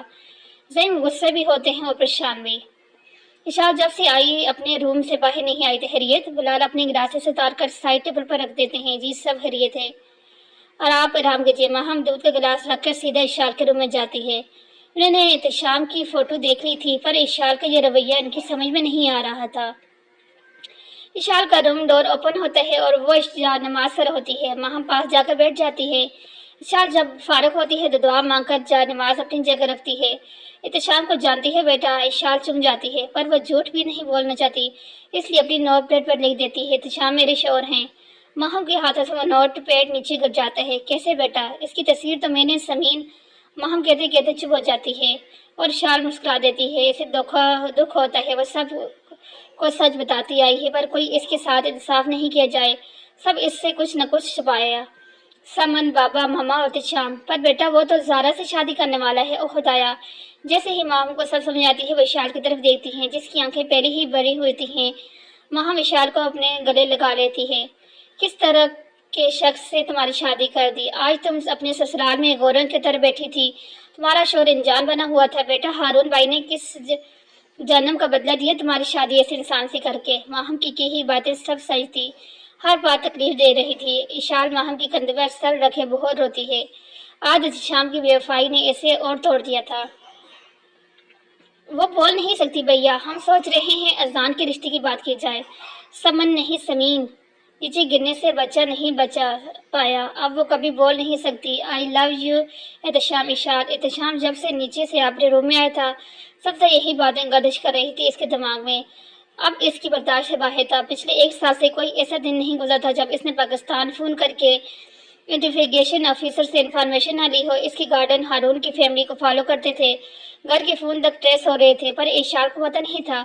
اور آج جب تم سامنے آئی ہو بیگم، ساتھ میں بہت سی تلخ یادیں بھی لے آئی ہو، پر ہر دن تڑپا ہوں تمہیں ملنے کی، تمہیں پانے کی دعائیں مانگی ہیں، اور اب جب سامنے سے گزری ہو تو میری ہمت جواب دے گی ہے۔ یا اللہ، یا پروردگار، رحم ڈال دے اس کے دل میں۔ احتشام اوپر سلمان کی طرف دیکھتے عشاء کی اذان کی آواز جیسے اس کے کان میں پڑتی ہے، وہ واضح کے لیے چلا جاتا ہے، پھر نماز پڑھنے مسجد چل جاتے ہیں۔ آج وہ پوری طرح گزرے کل میں چلا جاتے ہیں۔ پچھلے 1 سال سے جب اس کا درد بڑھ جاتا تھا تو ایسے ہی مسجد میں چلا جاتا تھا، اسے سکون ملتا تھا، اور آج بھی اسے سکون چاہیے تھا، کیونکہ اسے پتا تھا اشال کا سامنا کرنا اسے ہر دن ایک تکلیف دے گا۔ نہیں، اسے پتا تھا اسے معافی نہیں ملے گی، اسے پتا تھا اس نے اپنی بیوی کو نقصان پہنچایا، آج اس کی بیوی بول نہیں سکتی تو اس کی وجہ وہ خود ہے۔ یا اللہ، ایک سسکی نکلی تھی اس کے منہ سے اور وہ تیز قدموں سے مسجد کی جانب بڑھتا چلا جاتا ہے۔ ماہم خود اشال کو چپ کروا کے اسے اچھی طرح سے بستر پر لٹا کر خود دروازہ بند کر دیتی ہے۔ اپنی بیٹی کی قسمت پر وہ خود مایوس تھی اور چاہتی تھی بلال کو سب بتائے، پر اشال نے انہیں اپنی قسم دے دی تھی اور اب وہ مجبور ہو گئی تھی چپ رہنے کے لیے۔ دروازے کے بند ہوتے ہی اشال اٹھ جاتی ہے، اسے کہانی نانی تھی، اب اس کی نیندیں اب جا چکی تھی۔ وہ نسرین آنٹی، وہ احتشام کے بابا، سب جھوٹا تھا، ہر ایک بات، وہ سب فریب تھا ہمارے رشتے کی طرح۔ احتشام، ہمارے رشتے میں بس ایک چیز سچ تھی، ہمارا بچہ۔ آپ نے جاتے ہوئے ثبوت بھی ختم کر دیا نا، مٹا دیا، تاکہ آپ یہاں اپنی الگ زندگی جی سکیں، آپ سب کے سامنے انجان بنے رہے۔ آپ فکر نہ کریں، میں بھی اس سے انجان رہوں گی، بھول جاؤں گی کہ کوئی احتشام ملک تھا، بھول جاؤں گی کہ کبھی ہم ملے تھے، بس سمن کی قاتل تک پہنچ جاؤں، پھر واپس چلی جاؤں گی آپ کی دنیا سے، یہ میرا وعدہ ہے۔ اشال اپنی ڈائری لکھتے لکھتے بند کر دیتی ہے اور بیڈ کے ساتھ ٹیک لگا لیتی ہے۔ آج کی رات بہت طویل تھی ان دونوں پر۔ احتشام ساری رات وہی مسجد میں گزار دیتے ہیں اور اشال وہیں بیٹھے بیٹھے اس امید کے ساتھ کہ آنے والے دن کچھ سکون دیں گے انہیں۔ بھابھی، بلال بھائی صاحب کا کہیں کچھ پتہ نہیں چل رہا، ہم زیادہ دیر تک نہیں رک سکتے، بھائی کا جنازہ۔ نہیں، اشال کو دیکھنا آخری خواہش تھی، کچھ کیجیے پلیز۔ اشال ناراض ہے، اگر اس نے ہارون کو آخری بار نہ دیکھا تو وہ معاف نہیں کرے گی، پلیز ہاتھ جوڑتی ہوں۔ اور کچھ گھنٹے ایسے ہی گزر جاتے ہیں، پھر بالآخر ہارون کو دفنا دیا جاتا ہے۔ کیا ہو گیا ہے یہ سب؟ ہمارے گھر سب تباہ ہو گیا، سب۔ اشال، میری بچی، کہاں ہو بیٹا؟ تمہاری ماں کو تمہاری ضرورت ہے، کہاں ہو؟ بھابھی سنبھالیں خود کو۔ سیرت شکیری ہو گئی تھی، ہارون جب تک اسپتال میں رہے اشال کو یاد کرتے رہے، اب وہ حالت سیرش کی تھی۔ بابا، اشال جاگ جاتی ہے ایک بڑے خواب سے، اور اس کے منہ میں بس یہی الفاظ ہے، بابا۔ اس بیچاری کو یہ بھی نہیں پتا تھا کہ اب ہارون اس دنیا میں نہیں ہے۔ اٹھ کے جلدی سے وضو کرتی ہے اور فجر کی نماز پڑھتی ہے، نماز سے فارغ ہو کر نیچے چلی جاتی ہے اور کچن میں جا کر ناشتہ بنانے لگ جاتی ہے۔ گھر میں ملازموں کے ہوتے ہوئے بھی اسے ناشتہ خود بنانا اچھا لگتا تھا، یہ اس کی عادت تھی۔ السلام علیکم بیٹا، آج جلدی اٹھ گئی؟ آنکھوں کے نیچے ہلکے بھی نظر آ رہے تھے۔ سوئی نہیں رات میں؟ بلال پریشان ہو کے پوچھتے ہیں۔ شلال بلال کا ہاتھ پکڑ ڈائننگ ٹیبل کے پاس کرسی پہ بٹھا دیتی ہے اور ناشتہ لگانے جگ جاتی ہے۔ ماہم بھی کچھ وقت میں آ جاتی ہے، روز کی طرح آج بھی ماہم بلال باتیں کرتے ہیں اور اشال سنتی ہے۔ اچھا بیٹا، آج ڈرائیور آپ کو چھوڑ دے گا، میری ایک سرجری ہے، میں واپس ہی پک کر لوں گا، ٹھیک ہے؟ کوئی مسئلہ تو نہیں ہوگا نا؟ اشال کچھ لکھ کر بلال کو دیتی ہے۔ نہیں بابا، آپ بے فکر ہو کر جائیں۔ بلال اشال کے ماتھے پر بوجھ دے کے چل جاتے ہیں اور پھر اشال بھی جانے لگتی ہے کہ ماہم اس کا ہاتھ پکڑ لیتی ہے۔ بیٹا، وہاں احتشام کی بین بھی ہوگی، اور اشال پھر سے بیٹھ جاتی ہے۔ اشال کو بہت اچھا لگتا تھا اسلامک اسٹڈی کی کلاسز لے کر، پر وہاں وہ بھول گئی تھی کہ ادب بھی وہیں ہوگی۔ بیٹا، اگر میری مانو تو تم جاؤ اور سامنا کرو، تم غلط نہیں ہو، تم چھپ کر ڈر کے بیٹھ جانے والوں میں سے نہیں ہو۔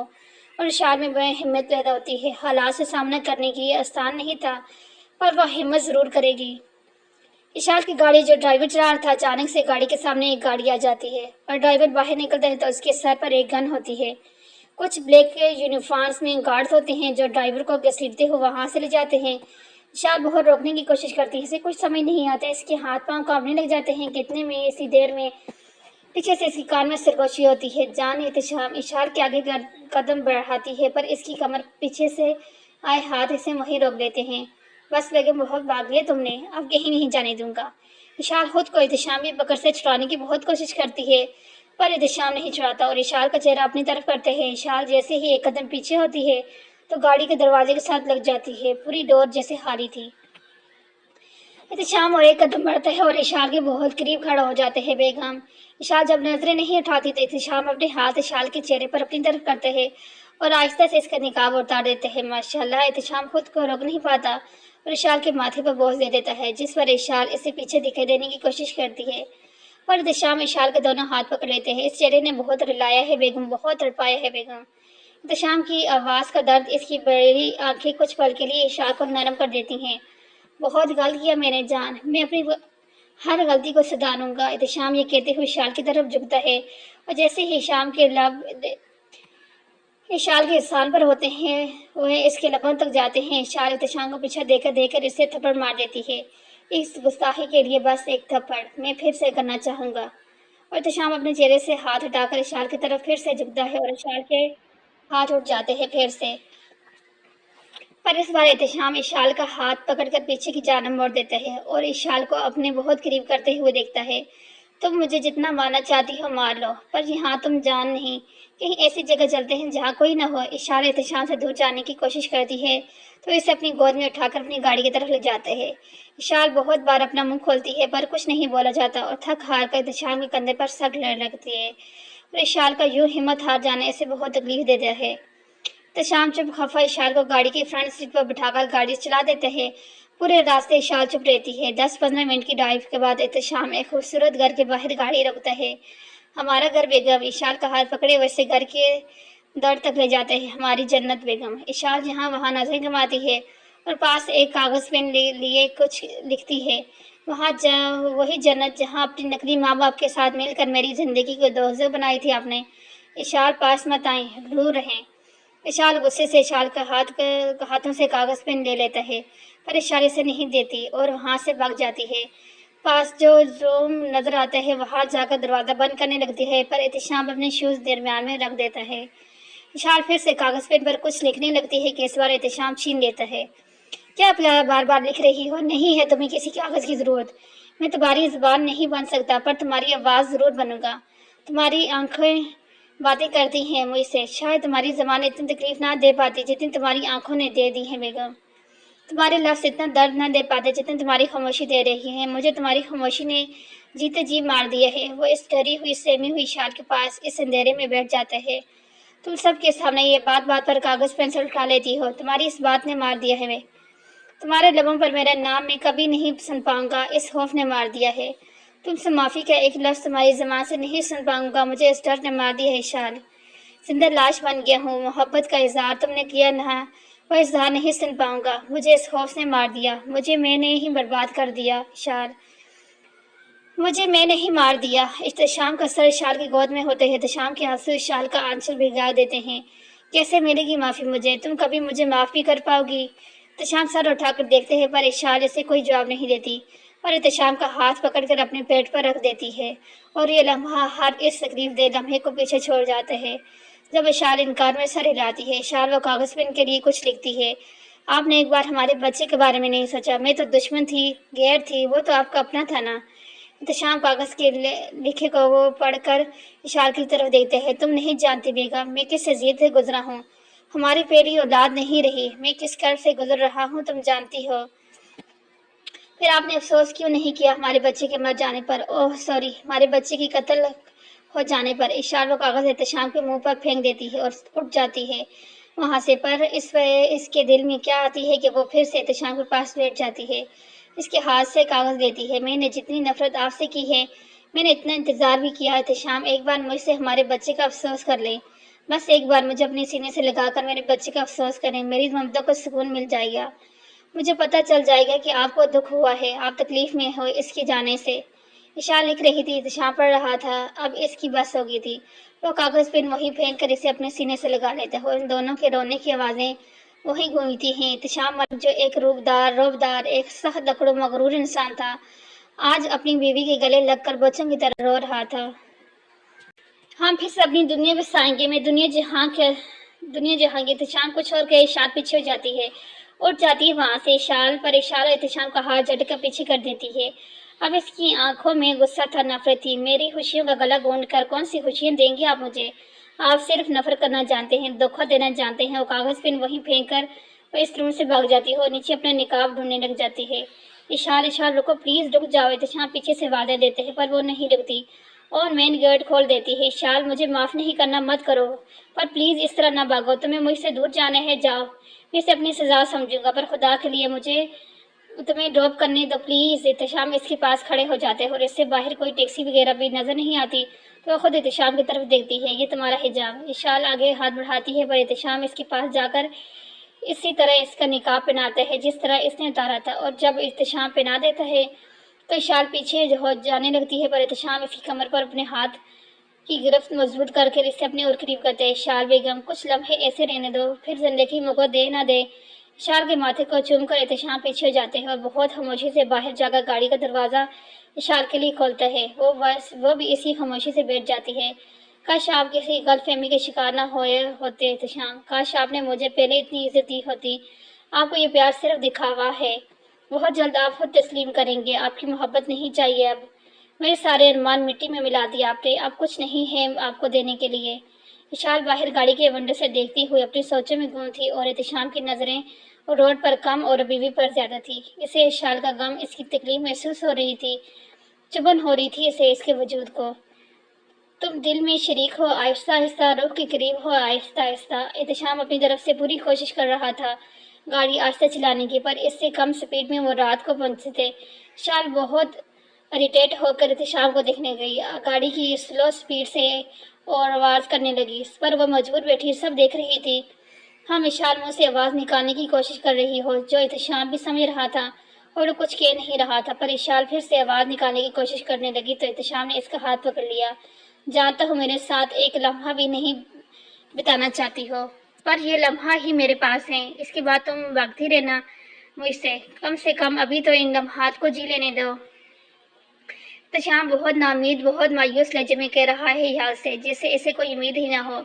इसके बाद दोनों खामोश रहे। सफ़र तवील ना था। एहतशाम विशाल के इंस्टीट्यूट की कुछ दूर गाड़ी स्टॉप करके उतरता है और विशाल की साइड का दरवाज़ा खोलते हैं। विशाल को अपनी गाड़ी और ड्राइवर भी नजर आता है, दिखाई देते हैं। वह हैरान होकर एहतशाम की तरफ देखती है।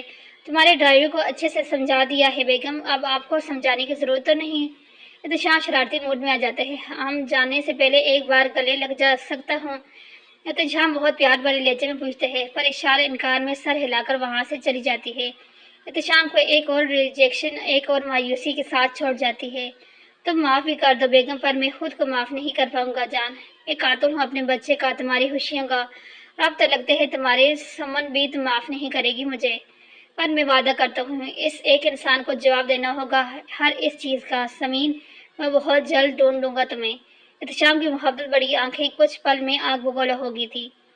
आज एक हफ्ता हुआ इशाल से बात हुए। एहतशाम जैसे बेजान हो रहा हो, इसकी रोज़ की रूटीन वैसे ही रही थी। रोज़ रात वो इसी जगह गाड़ी खड़ी करके देखता रहता जहाँ इशाल की कमरे की खिड़की थी। इशाल को कितनी बार आंखें भर के देखता रहना इसका मामूल बन गया था। इशाल खुद भी बेखबर ना हुई थी कि वो किसी की मरकज से निकाह बनी हुई थी। आज एहतशाम जल्दी वापस आया था।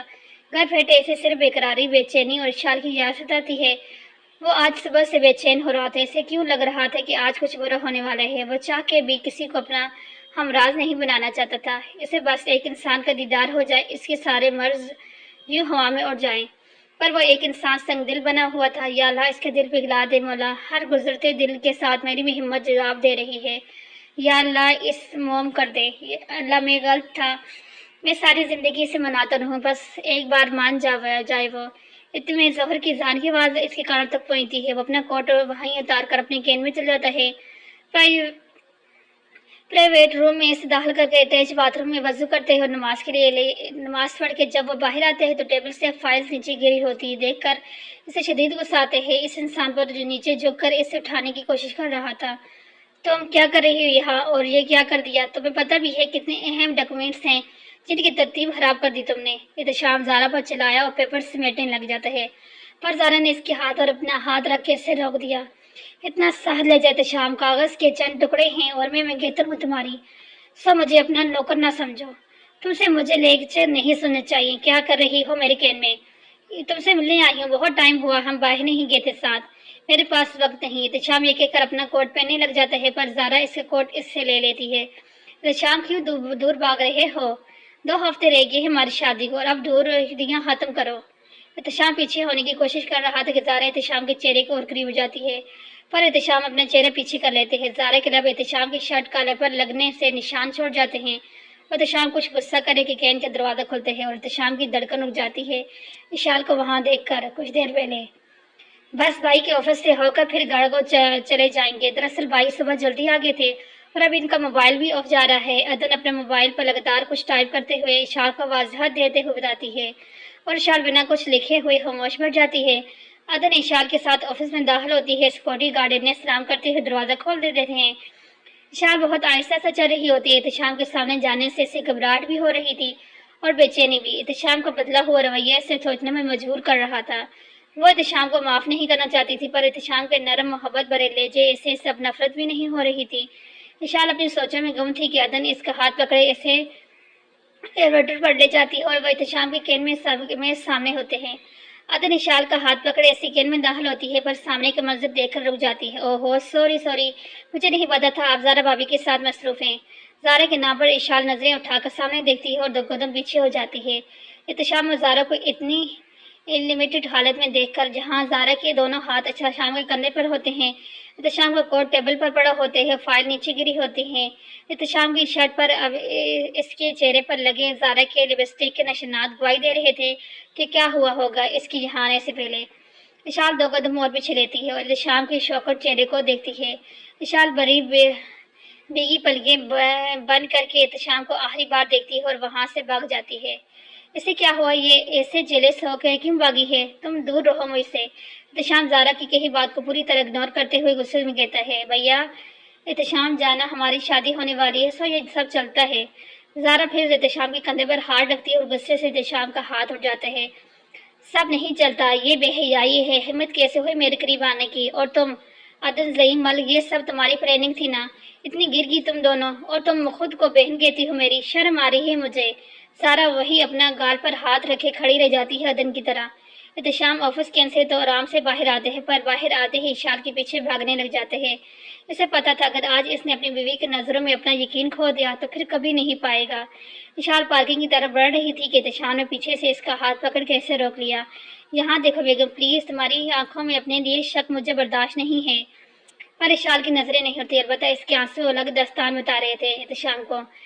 تمہیں نہیں یقین؟ میرے ہمارے بچے کی قسم کا۔ اشال احتشام کے ہونٹوں پر اپنا ہاتھ رکھ لیتی ہے اور نام میں سر لاتی ہے۔ اس کی انگلیاں تب تک احتشام کے لبوں پر رہتی ہے جب تک وہ اس کو چوم نہیں لیتا۔ احتشام کے لب جیسے ہی اشال کی انگلیوں سے ٹکراتے ہیں، اشال جلدی سے اپنا ہاتھ پیچھے کر لیتی ہے۔ مجھے پتا تھا تم مجھ پر شک نہیں کر سکتے۔ احتشام بہت خوش ہوتا ہے۔ اگلے پل اس کی خوشی غصے میں بدل جاتی ہے جب اشال اسے کچھ لکھ کر دیتی ہے، مجھے اس سے کوئی فرق نہیں پڑتا، آپ کی افیئر آپ جانے، میرے بچے کو جھوٹی قسم کھانے کی ضرورت نہیں، خداداد اب تو بخش دیجیے۔ اوہو بھروسہ نہیں رہا مجھ پر، اتنا نیچے گر گیا ہوں میں۔ وہ جو تمہیں اندر لے کر آئی ہے وہ جھوٹی بہن ہے میری۔ آج اس نے میرا پورا یقین توڑا، میرے اپنے خون نے، تو تم کیسے بھروسہ کرو گی جس کو کبھی میں نے کچھ نہیں سمجھا۔ احتشام پیچھے ہٹنے لگتا ہے کہ اشال اپنا حجاب کے پلو سے احتشام کے چہرے سے لپسٹک کے نشان صاف کرنے لگ جاتی ہے اور احتشام پھر سے اپنا غصہ، اپنا دکھ اپنے مایوس بھول کر اشال کی طرف دیکھتا ہے۔ اشال کیوں کنفیوز کر رہی ہو مجھے؟ جب پاس آتا ہوں تو دور کر دیتی ہو، جب دور جانے لگتا ہوں تو پاس بلا دیتی ہے، کیا کروں میں؟ احتشام دونوں ہاتھ اشال کے چہرے پر رکھتے ہوئے پوچھتا ہے اور اشال کے پاس کوئی جواب نہیں ہوتا۔ چلو میں ڈراپ کر دیتا ہوں تمہیں، اب عدن سے دور رہنا، وہ صرف دل آزاری کرنا جانتی ہے، زارا کی طرح بنتی جا رہی ہے وہ۔ احتشام ایک سیکنڈ میں اشال کا ہاتھ نہیں چھوڑتا، اشال کو زبردستی اپنی گاڑی کے سمت لے کے جاتا ہے۔ اشال اسے ڈراپ کر کے چلا جاتے ہیں، اسے اشال کی خاموشی اور غصہ دلا رہی تھی۔ عدن پر وہ بس گھر جا کے کلاس لینا چاہتا تھا اس کی۔ اشال چپ چاپ گھر میں داخل ہو رہی تھی کہ اس کی نظر ایک بلیک کوٹ پہنے اجنبی شخص پر پڑتی ہے اور وہ غور سے دیکھتی ہے کہ بلاس سامنے آ جاتا ہے۔ آؤ بیٹا، یہ میرے دوست جو وکیل ہیں، دراصل یہ پاکستان ہوتے ہیں، ابھی وہ یہاں آئے ہوئے ہیں تو میں نے بلا لیا۔ کیسے ہو اشال بیٹا؟ وہ اٹھ کے اشال کے سر پر پیار لیتے ہیں۔ ماہم چائے کی ٹرے میز پر رکھ کر اشال کے ساتھ بیٹھ چکی تھی۔ اشال بیٹا، میں نے خاص مقصد کے لیے بلایا ہے انہیں۔ بیٹا میں نے اور تمہاری ماں نے فیصلہ کیا ہے کہ اب تم آزاد ہونا چاہیے اس رشتے سے۔ تم طلاق اشال کے بلال کو ان کا لفظ پورا نہیں کرنے دیتی اور ان کے ہاتھ جوڑ کر بس نہیں میں زہرے لاتی رہتی ہے مسلسل۔ کیوں بیٹا؟ اور تو وہ انسان بھی نہیں رہا جس نے تمہیں اس رشتے میں باندھا تھا۔ اشال حیرانگی سے اس وکیل کو دیکھتی ہے۔ کون نہیں رہا بھائی صاحب؟ हम डरे लहजे में पूछती है, अरे हारून साहब, आपको नहीं पता इनका इंतकाल हुए भी 2 हफ्ते हो गए हैं और इनकी बीवी भी अस्पताल में अपनी आखिरी सांसें गिन रही। और इशाल नीचे गिर जाती है सदमे से। इशाल इशाल। बिलाल इसे उठाकर सोफे पर लेटा देते हैं। पानी के झपटे मारने पर भी जब इसे होश नहीं आता और बिलाल घबराकर सिर्फ एक ही लफ्ज कहते हैं, हार्ट अटैक। माहम, हमें अभी इशाल को इमरजेंसी लेके जाना होगा। बिन बात पूरी करके बिलाल इशाल को उठाकर गाड़ी तक ले जा रहे थे। माहम और बिलाल के वकील दोस्त भी इन्हें फॉलो किए जा रहे थे कि बिलाल ने गाड़ी में इशाल को लिटाकर माहम की गोद में इसका सर रख दिया और फिर अपने वकील दोस्त को कुछ कहकर गाड़ी स्टार्ट कर चुके थे। बिलाल, आप गाड़ी तेज चलाए ना प्लीज, मुझे घबराहट हो रही है। माहम परेशानी के आलम में बिलाल साहब से मुखातब हो रही थी। कुछ नहीं होगा, हौसला रखो बेगम। ये कहकर बिलाल फिर से रोड की तरफ देखकर गाड़ी तेज तेज चला रहे थे। अल्लाह हमारी बच्ची की हिफाजत करना, माहम खामोशी से दुआ कर रही थी। कुछ देर में बिलाल ने गाड़ी को अस्पताल के सामने रोक लिया। मलका एहतशाम बहुत गुस्से में घर में दाखिल हुआ और सीधा अदन की जानिब बढ़ा था। 2 बार दस्तक देने पर वो अदन की इजाजत लेकर अंदर दाखिल हुआ था। हम भैया, वो बकवास बंद करो, तुम कब से इतना नीचे गिर गई? क्यों ये हरकत की? शाल को मेरे ऑफिस और फिर मेरे केयर में लाने के मकसद क्या था तुम्हारा? एहतशाम बिना अदन की कोई बात सुने इस वक्त चिल्लाया रहा था और अदन की आंखें भर गई थी आंसू से। ये पहली बार हुआ था कि इसके साथ। इसे पता नहीं था कि इसके एहतशाम भैया इस तरह चिल्लाएंगे इस वक्त। आज ऑफिस में इनकी इतनी डांट खा लेनी थी इसने। एहतशाम, ये क्या हो रहा है? छोटी बहन, इस तरह चलाओगे अब? जरीन कमरे में दाखिल होकर कहती है। अदन जल्दी से जरीन के गले लगकर रोने लग जाती है। झूठी, पूछे आपकी छोटी कितनी छोटी बड़े बड़े काम कर रही है। जरीन अदन की तरफ देखा तो इसने नजरें झुका ली थी। अम्मी, मैं बस ज़ारा भाभी को फिर भाभी। अदन एहतशाम फिर से हराते हुए इसे कह रहा था। देखा आपने अम्मी, जब से इशाल आई है तब से भाई का यही तेवर है। एक मिनट बेटा, ये तेवर किस तरह के लफ्ज़ कह रही हो तुम अपने बड़े भाई के? तुम्हारा वो इशाल बिलाल भाई की बेटी? जरीन की हैरान नजरें एहतशाम की तरफ उठती हैं जिसने पहले ही अपना सर नीचे कर लिया था। जी अम्मी, आज इशाल और मैं एहतशाम भाई की ऑफिस के थे। एहतशाम भाई का गुस्सा इस बात का है कि इशाल ने इनको ज़ारा भाभी के इतने करीब क्यों देख लिया था। ठीक कह रही हूँ ना भाई? अदन निडर होकर कह रही थी सब कुछ। इशाल, बस भाई से माफ़ी मांगो और किचन में जाकर रजिया की मदद करो। जरीन का रजा सख्त हो गया था। पर अम्मी, और आज के बाद अपने भाई के मामलात में दखल अंदाजी नहीं करोगी तुम, अब जाओ। अदन गुस्से से एहतशाम की तरफ देखकर चली गई थी कमरे से। आप बताना पसंद करोगे? जरीन बिस्तर पर बैठ गई थी और एहतशाम को भी बैठने का कह रही थी। आपकी बहू इशाल है माँ। मेरी बहू? एहतशाम पास बैठ गया था। इसके लफ्ज़ों में दर्द था, बेबसी थी जिसे जरीन बहुत अच्छे से महसूस कर रही थी। मैं समझ नहीं पा रही थी कि तुमने नाराज़ हूँ कि डांटूँ तुम्हें, खफा हो या खुशियाँ मनाओ। एहतशाम हैरानगी से देखता है। इस तरह हैरानगी से ना ही देखो, माशाल्लाह बहुत पसंद बहुत अच्छी है तुम्हारी। पर मुझे दुख और अफसोस रहेगा कि हम अपने घर की बहू को वेलकम ना कर सके। गैरम की तरह आई और चलेगी। और खुदाया, ज़ारा के साथ तुम्हारी मंगनी और शादी का पता चल कैसे? जरीन ने अपने सर पर हाथ रख लिया परेशानी से। अम्मी, इसे सब पता है। रही से ही कसर आपकी बेटी ने पूरी कर दी थी। एहतशाम ने ऑफिस का सारा वाकया जरीना को बता दिया। अब वो इनको मजीद गुस्सा आ रहा था अदन और ज़ारा पर। अम्मी, मैं ये शादी नहीं करना चाहता। हम जान गई थी कुछ ऐसा कहोगे तुम। मैं भी नहीं चाहती थी कि तुम्हारी शादी ज़ारा से हो, पर तुम अपने बाबा को नहीं जानते, वो ज़बान के पक्के हैं। पर क्या माँ? पर वो किसी की बेटी के साथ नाइंसाफ़ी भी बर्दाश्त नहीं करेंगे। तुम शादी से पहले अपनी नाराज़गी ख़त्म कर लो बेटा। इशाल बहुत अच्छी लगी। तुमने ही कुछ किया होगा जो आज साथ नहीं हो तुम दोनों। जरीन पूरी यकीन के साथ एहतशाम की आंखों में दुख देख कर कह रही थी। माँ, वो कहते हैं ना, जब कोई आपसे दूर हो जाते हैं तब इसकी कदर पता चलती है। काश मैं भी आपको बता सकता कि क्या गुनाह किए हैं मैंने। आज मेरे पास सवाए पछतावे की कुछ नहीं। और अब अदन ने एक मुश्किल बढ़ा दी है। अब इसका यकीन नहीं रहा मुझ पर माँ। एहतशाम ने जरीन की गोद में सर रख लिया था अपना। जहाँ दिल से माफ़ी मांगी जाए वहाँ माफ़ी ज़रूर मिलती है बेटा। मेरे बीवी के रिश्ते बहुत मजबूत होते हैं। हिम्मत मत हारना और शादी से पहले कुछ कर लो, वरना मैं भी कुछ नहीं कर पाऊंगी। एहतशाम ने आंखें बंद कर ली थी कि एक नई सुबह की उम्मीद में। कुछ देर बाद जरीन अदन के गेस्ट रूम में सोने का कहकर कहीं चली गई थी। अगली सुबह अगली शब एहतशाम फ्रेश होकर जब नाश्ते करने नीचे आए तो इसके घर के माहौल को बहुत खामोश महसूस किया। नाश्ते की मेज़ पर जैसे खाली थी। ज़हीम, चाचू, अजान, हारस कोई भी नहीं था। हैरियत चाची, बाकी नजर नहीं आ रहे। माँ, आप ही बताएं, बाबा कहाँ हैं? बेटा, कुछ खास नहीं। वो चाची जरीन को टोक दिया। खास क्यों नहीं भाभी? बिलाल भाई बहुत कम वक्त में हमारी फैमिली के हिस्सा बन गए हैं। और बेटा एहतशाम, इनकी बेटी को हार्ट अटैक आया है कल रात को। इशाम जितनी ताकत से इसकी जगह से उठ चुका था, कुर्सी पीछे गिर गई थी। इशाम को कुछ पल अपनी माँ को बेयकीनी से देख रहा था। क्यों माँ? बस एक ही लफ्ज़ निकल पाया था इसके मुंह से और वो वहाँ से मोबाइल उठाकर बाहर भाग चुका था। दिशाम कब कैसे फ़ोन करके अस्पताल का एड्रेस लेकर अजान से वहाँ मिल गया था, ये वही जानता था। परेशानी का ये आलम था कि इसकी गाड़ी का एक्सीडेंट होते होते रह गया था और बस एक इंसान के पास जाना चाहता था जिसका गुनहगार था वो, और इसे ठीक देखना चाहता था, इसके पास जाना चाहता था बस। भागते भागते वो अस्पताल आया और आते ही इसने अपने कदमों की रफ्तार को और तेज कर दिया। कॉरिडोर से होते हुए सीधा इमरजेंसी वार्ड आया जहाँ ज़ईम बिलाल को हौसला दे रहे थे। अजान माहम के पास बैठा इन्हें कुछ कह रहा था। एहतिशाम के कदम रुक गए पर रूम के सामने जाकर खड़ा हो गया। इसे पता था इसे पर बहुत सी नजरें हैं जो पीछे से इसे देख रही हैं। इसने अपना चेहरा साफ करके पीछे देखा था और बिलाल के कंधे पर हाथ रखा था। अंकल आप हिम्मत हारे जाएंगे तो आंटी को कौन संभालेगा? एहतिशाम के इस नरम नाजुक रवैये पर ज़ईम तो हैरान परेशान था पर अजान भी बहुत हैरान हो रहा था।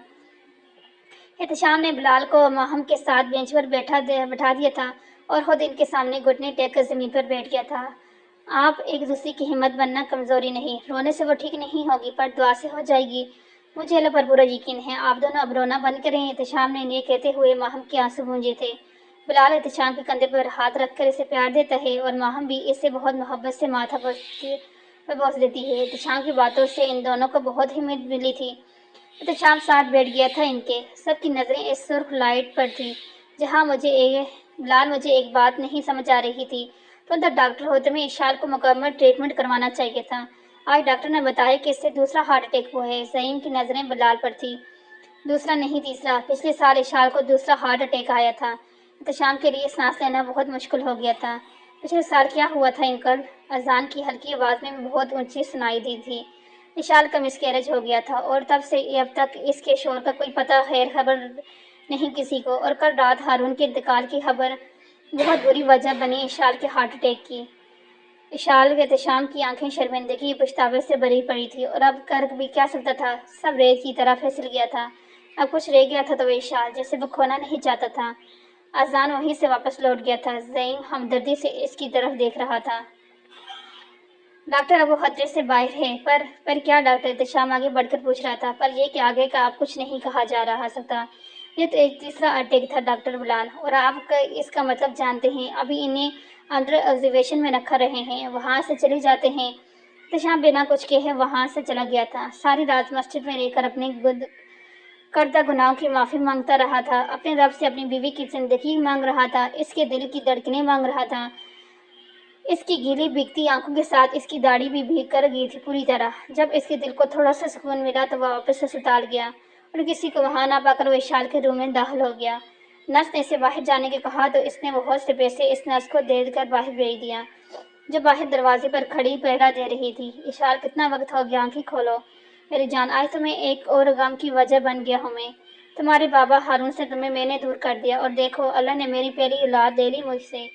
तुम्हें कसूरवार ठहराता रहा, तुम पर हाथ भी उठाया दिया था मैंने, और तुम्हें ब्लैक ब्लैक कर सड़क से सर कर मरते देखने की ख्वाहिश थी मेरी। अरे पूरी कोशिश की थी मैंने, और आज आज अपने सामने तुम्हें इस तरह बेजान देखकर मेरी जान निकली रही है। चंदा उठ जाओ और सजा दो मुझे। एहतिशाम बहुत आहिस्ता से शाल का हाथ पकड़े अपने हाथ में पकड़ लिया था। इसे बार बार बोस देता रहा।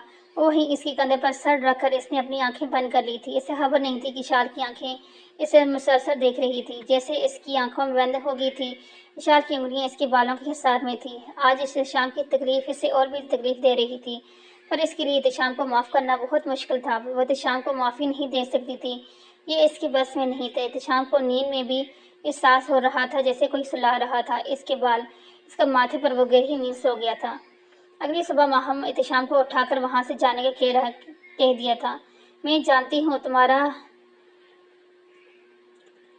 मेरी बेटी के साथ क्या रिश्ते हो, और मैं ये बात तब तक किसी को नहीं बताऊंगी जब तक तुम दोनों नहीं तैयार हो जाते। अब तुम चले जाओ, अगर सबको शक हुआ तो हम और मुश्किल हो पैदा हो जाएगी। एहतिशाम आखिरी बार इशाल का माथे पर चूमकर वहाँ से चला जाता है। क्या मतलब जा चुका है? एहतिशाम डॉक्टर का गिरबान पकड़कर पूछ रहा था। एहतिशाम कॉलर छोड़ो इनका बेटा, वो जब कह रहे हैं कि सुबह डिस्चार्ज होगी थी इशाल, तो इसमें डॉक्टर का क्या गलती है? ज़ईम एहतिशाम के हाथों से कॉलर छुड़वा रहे थे। डॉक्टर साहब, बाबा डॉक्टर का काम था हमें बताने का, पूछने का, और किस हक से इनकी फैमिली जो इन्हें लेकर आई थी वो ले भी गई। सो यहाँ तमाशा ना करें। एहतशाम गुस्से से डॉक्टर के पास शीशे पर मुक्का मार देते हैं और 5 मिनट में इसके रूम की हालत ख़राब कर दी थी। एहतशाम बस कर जाओ, तुम्हें गुस्सा किस बात पे है बेटा, प्लीज़ ये जानवरों जैसा सलूक ना करो। और डॉक्टर वहाँ से अपनी जान बचाकर भाग गया था। बाबा वो हम लोग कितने परेशान थे, इन लोगों का काम था हमें बताकर जाने का, कोई नौकर नहीं थे हम इनके। जिस तरह वो भागे हैं यहाँ से, देख लोगा इनको भी। एहतशाम ज़हीम को हल्का हक्का बका हैरान वहीं छोड़ गया था। पहली बार ज़हीम अपने बेटे के इस पागलपन से डर गए थे। जिंदगी इंसान को कभी कभी एक लम्हा ऐसा भी दे देती है कि इंसान अपने दुख भूल कर आगे बढ़ता रहता है, इसे अपने गम भूल जाने जाते हैं। पर यहाँ जिंदगी अगर खुद को दुख देने पर आ जाए तो ज़रा नहीं बशक्ति दुख दे पर दुख मिलते हैं, तकलीफ पर तकलीफ मिलती है। इससे भी वही मिल रहा था, दुख पर दुख, तकलीफ पर तकलीफ। वो रोती हुई पाकिस्तान से आई थी यहाँ और रोते ही जा रही थी वापस। तुम तो बहुत बदनसीब निकली शाल, समन का दीदार नहीं कर सकी तुम, और अब इस इंसान का दीदार न कर पाई जैसे तुम बाबा कहती थी। हम कौन कौन होगा तुम जैसा बदनसीब। अपनी परछाई को दुख देख कर इसने अपनी पलकियां उठाई थी और फिर से बंद भी कर ली थी। वो सच में बदनसीब थी, इसे इस बात से कोई इतराज नहीं था। बाबा इसकी आंखें जैसे बंद हुई थी, इसकी बंद नजरों के सामने हारून मुस्कुराते नजर आ रहे थे। बाबा आपको नहीं बाबा कह पाऊंगी बाबा, दर्द तो हजारों हैं, आदमी अकेला है।